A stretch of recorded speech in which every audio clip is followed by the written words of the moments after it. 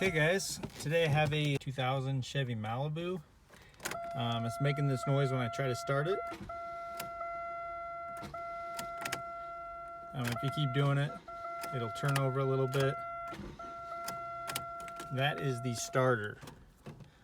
So I'm just gonna try to get it moved because right now it's parked somewhere and the customer just wants to get it moved to the shop to replace that. So I'm gonna show you how to do this. So first we're gonna have to smack the starter. Usually that'll help it start. So the starter is in the front of the engine, underneath, right here.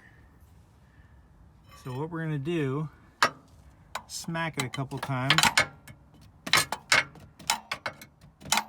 It's better if you have a hammer or something like that, but this is all I have right now.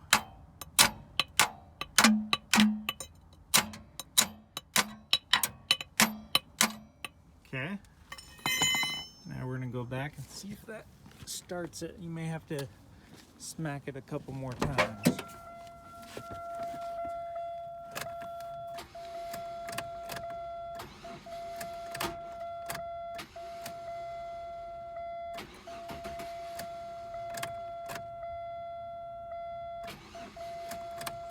Okay, just keep smacking it.